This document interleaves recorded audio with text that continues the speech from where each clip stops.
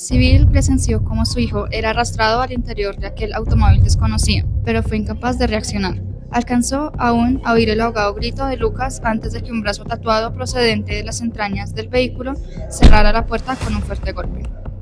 Se percató de que el tatuaje azul cubría por completo el brazo y la parte del dorso de una mano. Segundos después, el automóvil desapareció a toda velocidad con un chirriar de ruedas y solo entonces Civil logró vencer su aturdimiento y echó a correr gritando con todas sus fuerzas. Civil se detuvo. La tensión en su pecho era insoportable, así como la presión en su cabeza. Todo parecía extrañamente irreal.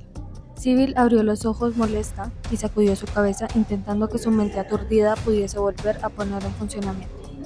Yacía tumbado en una habitación iluminada únicamente con un tenue resplandor verdoso. Giró la cabeza a un lado.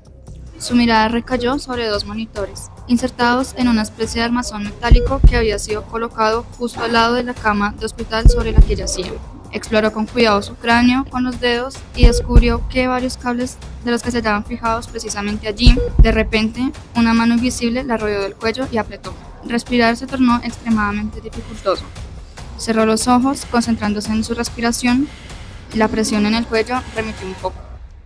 Le vino a la mente su terrible sueño, y de inmediato una abrasadora corriente eléctrica atravesó su cuerpo.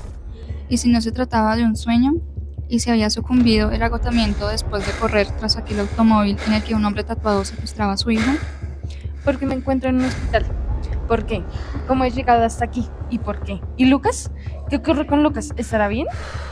De acuerdo, Sibel, no de pánico. Sea lo que sea lo que te haya ocurrido, parece que lo has superado sin lesiones de importancia. ¿Pero qué? Piensa, Sibel, piensa. ¿Es posible eso? Es por la noche. He salido a cenar con Elke a un restaurante griego en Prufenik. Voy caminando a casa. Es casi medianoche y el tiempo es cálido, unos 20 grados. Elke se ha ofrecido a llevarme a casa, pero yo opto por dar un paseo. La respiración de Civil se agitó mientras se esforzaba por ahondar el recuerdo. Se oyó gemir y volvió a abrir los ojos. ¿Qué había ocurrido en aquel parque? ¿La habían asaltado? Tal vez incluso la habían.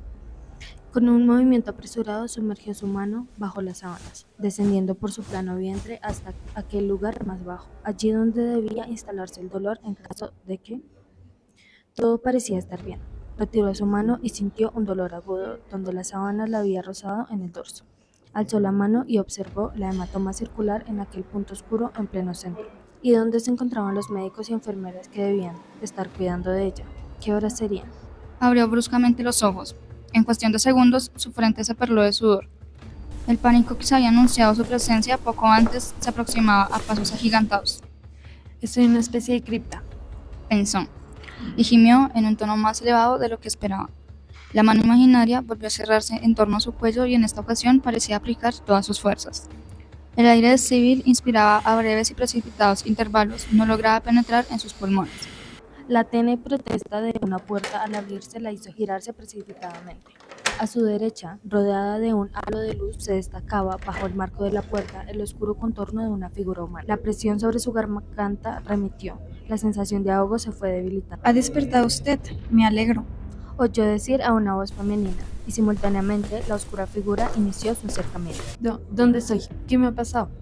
Preguntó y constató a la vez que su voz parecía débil y quebradiza.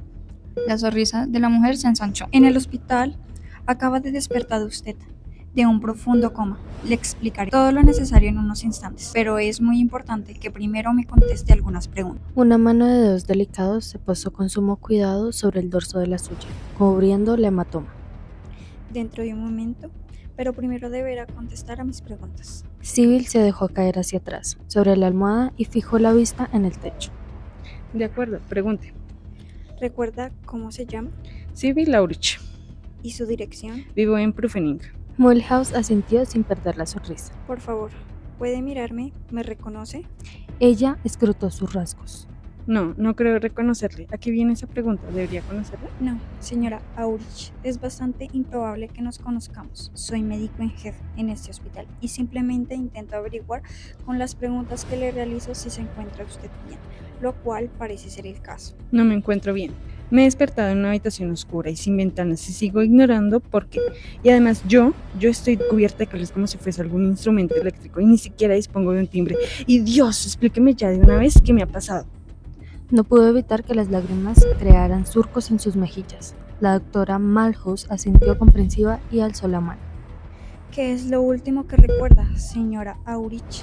Entre sollozos, le describió su camino a través del parque la noche que cenó en el restaurante griego. Cuando finalizó su relato, Malhouse parecía satisfecha. Acercó algo más a una silla que se encontraba próxima a su cabecera y se sentó. La golpearon en aquel parque y le robaron. Explicó la doctora. Al ver cómo Sybil se encogía, continuó apresuradamente. No ha sido usted violada, sin embargo, recibió un golpe muy fuerte en la cabeza, así que ha permanecido en estado inconsciente durante un tiempo muy prolongado. Usted... ¿Cuánto tiempo? Interrumpió ella. Ella revisó con cuidado la manicura de sus propias uñas antes de atreverse a mirar. Mucho tiempo, señora Aurich, casi 2 meses. Su mirada había cambiado, y mientras realizaba aquella revelación, la examinaba de forma crítica. Sybil sintió su cama transformada en un balancín. Se tapó la boca con la mano para susurrar. 2 meses. Dios mío. ¿Dónde está mi hijo? ¿Está con mi marido? ¿Se encuentra bien? ¿Y Johannes también? La doctora mudó la expresión de su rostro de forma brusca y casi violenta, y Sybil sintió que le taladraba en el estómago. ¿Qué ocurre? ¿Por qué me mira de esa forma tan extraña? ¿Le pasa algo a Lucas? La doctora Mulhouse ocultó las manos en los bolsillos de su bata. Explíqueme lo de su hijo.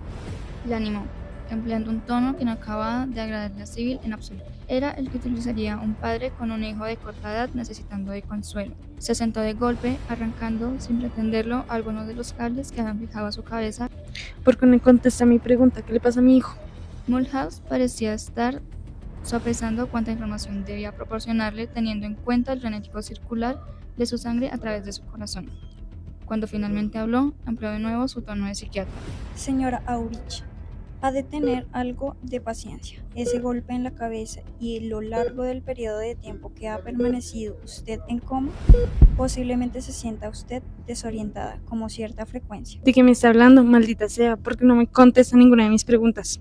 Interrumpió ella de nuevo. Cerró los ojos, inspiró profundamente y unió sus manos como si pretendiera rezar. Por favor, Comenzó otra vez, en voz baja. por favor, dígame si mi hijo se encuentra bien.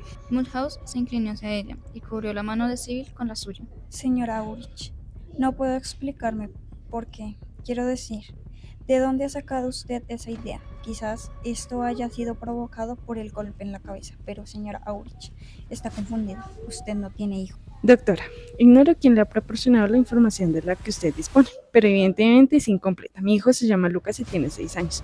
Rectifico, si es cierto que llevó en coma el tiempo que me ha indicado, ya debe de haber cumplido los 7. Nació el 19 de agosto del 2001 en Múnich, en el hospital que se encuentra a la derecha del río Isar. Mi ginecólogo fue el Dr. Blesius. En aquella época vivíamos de alquiler en la zona de Bogenhausen. Señora Aurich, estoy convencida de que usted cree real todo lo que me está explicando, pero eso no cambia nada a los hechos. Debe de tratarse de una consecuencia del fuerte golpe que ha recibido. Ha debido de quedar afectado su cerebro. Debe usted saber que el cerebro humano posee unas capacidades asombrosas. Cuanto antes acepte la realidad, más notables serán sus posibilidades de recuperarse por completo. En ningún caso debería usted... La serenidad casi ofensiva de la que Mulhouse había hecho gala todo este tiempo comenzó a quebrarse. Lo que necesita usted es, sobre todo, tranquilidad absoluta. Y, antes de ofrecerle a Sybil la oportunidad de replicar, se dio la vuelta y abandonó aquella habitación. Sus ojos necesitaron algún tiempo para acostumbrarse a la escasa luz de la lamparita. Era incapaz de distinguir las paredes más lejanas, pero estaba segura de que en ellas debía encontrarse algún tipo de interruptor. Tengo que salir de aquí. Alcanzó la puerta con 2 grandes zancadas y tanteó las paredes a derecha e izquierda buscando un interruptor, pero sin hallar ninguno. Buscó entonces la manilla de la puerta, pero a la altura del lugar en el que debería encontrarse, sus dedos solo palparon el contorno y el hueco de una cerradura. Encerrada. Desde su despertar en aquella extraña habitación, su vida parecía consistir en una sucesión de situaciones y hechos enigmáticos. La médica, el coma, que supuestamente se había prolongado un par de meses, aquella habitación oscura en la que había sido encerrada. No podía ya resignarse a su destino. Cerró las manos en sendos puños y comenzó a golpear la puerta con todas sus fuerzas, aunque la gruesa madera amortiguaba casi por completo el sonido de sus esfuerzos y solo se oía un sordo retumbar. Después de aporrear Hasta que le dolieron las manos, Sybil se dio la vuelta, apoyó respirando pesadamente la espalda en aquella puerta enemiga y se deslizó por ella hasta caer en el suelo. Lucas, Susurró con lágrimas en los ojos. Lucas.